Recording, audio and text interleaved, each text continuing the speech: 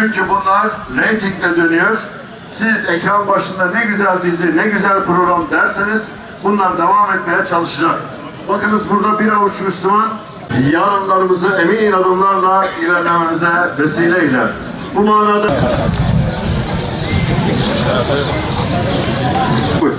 aziz milletimiz, değerli Urfalılar, ülkemizin önde gelen sivil toplum platformları 81 ilimizde bu ortak açıklamayı hep beraber yapıyor.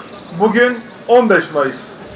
Emperyalist devletler ve uşakları tarafından 15 Mayıs 1919'da İzmir'in işgali üzerine Anadolu'nun dört bir yanında bir milletin bağımsızlık mücadelesi başladı. Günümüzde ise küresel emperyalizmin işgal girişimiyle karşı karşıyayız. Artık tehlike ekranlar üzerinden geliyor. Hedefte çocuklar, zihinler, değerlerimiz ve geleceğimiz var. Ekranlar üzerinden evlerimizin ortasına saçılan kültürel emperyalizm saldırıları ile aile zayıflatılmakta, çocuklarımızın zihinleri, kalpleri darmadağın edilmekte, değerler ayaklar altına alınmakta, şiddet ve bağımlılıklar normalleştirilmekte, mahremiyet sistematik biçimde aşındırılmaktadır. Bu mesele ne yalnızca bir yayıncılık tercihi ne de basit bir reyting yarışı meselesidir.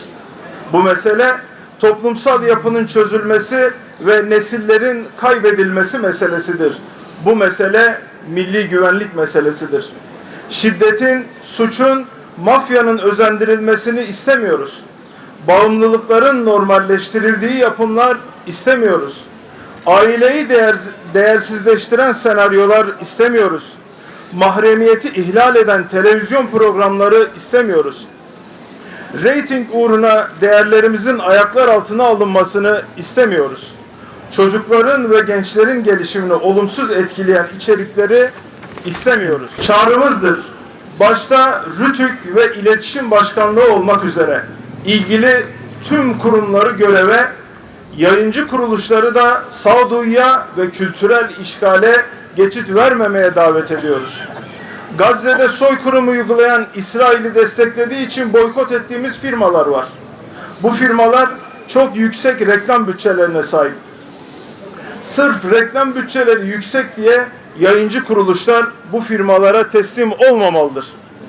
Medya ve sosyal medyayı savaş cephesi ilan eden İsrail'in boykot ettiğimiz firmaların reklam bütçeleriyle yayıncı kuruluşlarımız üzerinde kurduğu baskı zinciri kırılmalıdır. Sorumlu ve sağduyulu diğer reklam verenler de bu konuda boykot ettiğimiz firmaların dümen suyundan çıkmalıdır.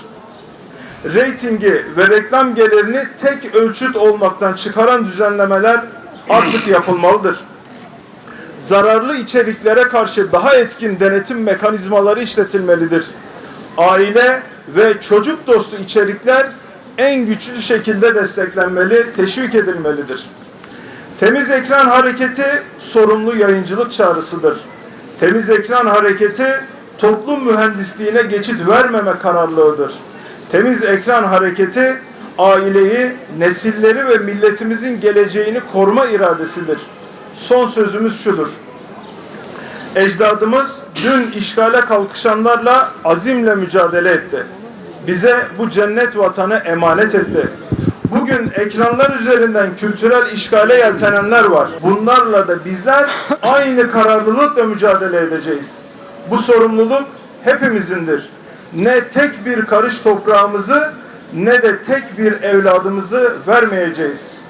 Bu akşam sosyal medya üzerinden sivil toplum kuruluşları, meslek birlikleri, oyuncular, yapımcılar, senaristler, kanaat önderleri ve münevverler Temiz Ekran Hareketi manifestosunu yayınlayacak.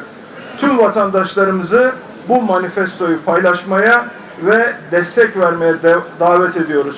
Kamuoyuna saygıyla sunulur. Kapıları, kubbeleri, mescitleri, minareleri, avluları, sebilleri ve revaklarıyla birlikte 144 dönümlük bölünmez bir bütündür. Mescid-i Aksa bu kutsal mabedin bir karış toprağı üzerinde dahi işgalci Siyonistlerin hiçbir hakkı yoktur. Ancak bugün Mescid-i Aksa uluslararası hukuka ve Birleşmiş Milletler kararlarına aykırı şekilde sistematik ve ihlal ve saldırılara maruz bırakılmaktadır.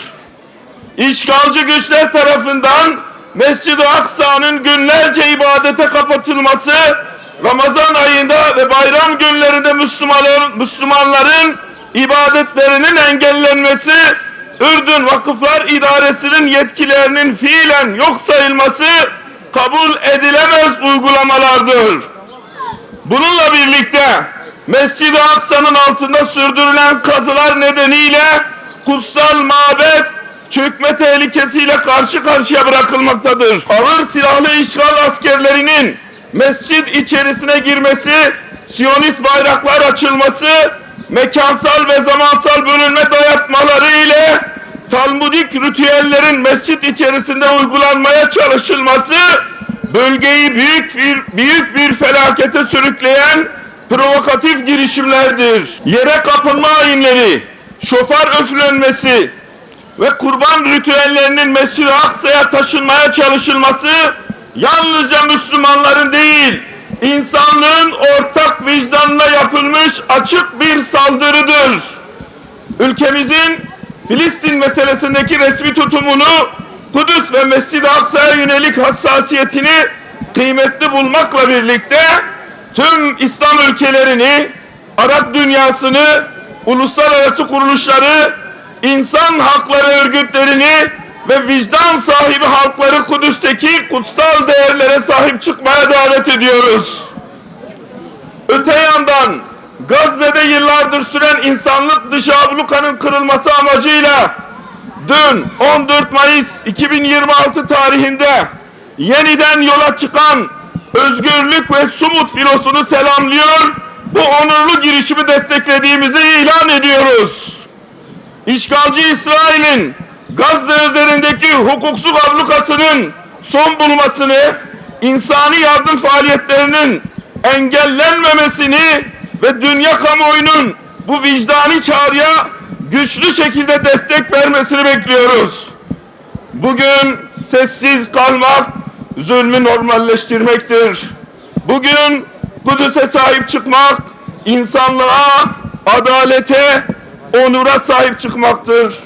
Kudüs özgür olana kadar, Mescid-i Aksa özgür olana kadar, Gazze'nin üzerindeki abluka kalkana kadar mücadelemiz devam edecektir. Kamuoyuna önemli duyurulur. Değerli kardeşlerim, basın açıklamamız sona ermiştir.